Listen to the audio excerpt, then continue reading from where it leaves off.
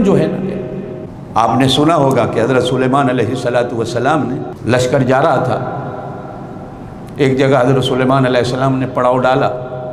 تو لشکر میں ایک پرندہ تھا جس کا نام تھا ہدہد۔ وہ حضرت سلیمان نے کہا بھائی ہدہد کو بلاؤ،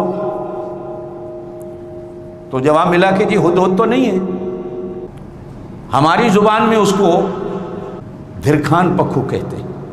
اس کی چونچ لمبی ہوتی ہے، وہ درختوں میں بھی چونچ مار مار کے سوراخ کر دیتا، اور ایسی طاقتور اس کی چونچ ہوتی ہے، اب بھی ہیں وہ دنیا میں، کہ وہ بڑے بڑے درختوں میں سوراخ کر لیتا ہے، بس وہ ٹھک ٹھک ٹھک ٹھک ٹھک لگا رہتا ہے۔ اور حضرت سلیمان علیہ السلام کے جو لشکر میں تھا ہدہد، یہ آج کل کے سائنسدانوں کے پاس تو مشینیں ہوتی ہیں نا کہ وہ زمین پہ رکھتے ہیں تو زمین بتاتی ہے، وہ مشین بتاتی ہے یہاں نیچے تیل ہے کہ نہیں، نیچے پانی ہے کہ نہیں، مشینیں بتاتی ہیں۔ وہ ہدہد ایسا کام کرتا تھا کہ چونچ مار کے حضرت سلیمان علیہ السلام کو بتا دیتا تھا یہاں نیچے پانی ہے کہ نہیں، یہاں نیچے گیس ہے کہ نہیں، یہاں نیچے تیل ہے کہ نہیں۔ وہ ہدہد اب وہاں پڑاؤ ڈالا تو حضرت سلیمان علیہ السلام کو ضرورت پڑ گئی کہ دیکھیں یہاں پانی ہے۔ اب پوچھا ہدہد کہاں ہے، جواب ملا جی وہ تو نہیں ہے۔ گھنٹہ گزر گیا، 2 گھنٹے گزر گئے، حضرت سلیمان کو غصہ آیا، قرآن بیان کرتا ہے اس میں، 19ویں سپارے میں پورا واقعہ ہے۔ غصے میں آ کر کہا لوگ یہاں گرمی میں بیٹھے ہیں، پانی کا پتہ کرانا تھا، وہ کہاں رہ گیا؟ اگر نہیں آیا 1 گھنٹے تک لَأَذْبَحَنَّ، اسے ذبح کرا دو،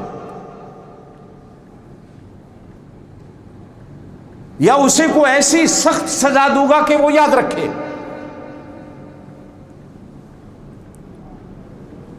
ڈیوٹی ہے اس کی، اس کے ذمہ کام ہے، ہم دھوپ میں بیٹھے ہیں، پانی کی ضرورت ہے، وہ نہیں ہے۔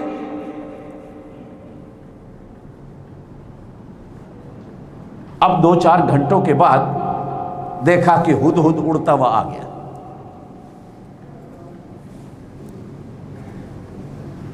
اب اس نے حضرت سلیمان علیہ السلام کے جلال کو دیکھا، معذرت کرنے سے ہی پہلے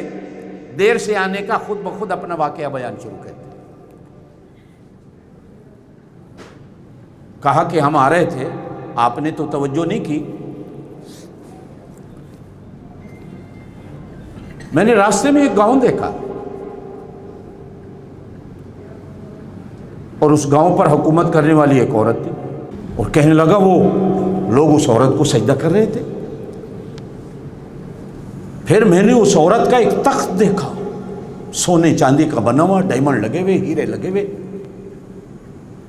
اور وہ اس پہ بادشاہ بن کے بیٹھی ہے اور ساری دنیا اس کے سامنے سجدے کر رہی۔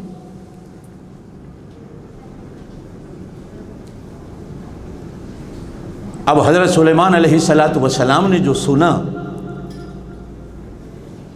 تو وہ پرانے والا جلال بھول گئے، اس لیے کہ ایمان والا، علم والا، نبوت والا، شریعت والا بندہ جب کہیں شرک کی بیماری سنتا ہے،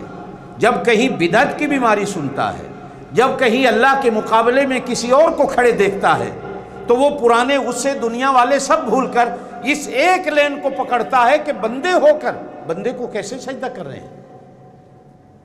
اور بندے ہو کر ایک عورت کو کیسے سجدہ کر رہے ہیں، اور بندے ہو کر ایک عورت کو تخت پہ بٹھا کر اس کے سامنے کیسے سجدہ ریز ہو رہے ہیں،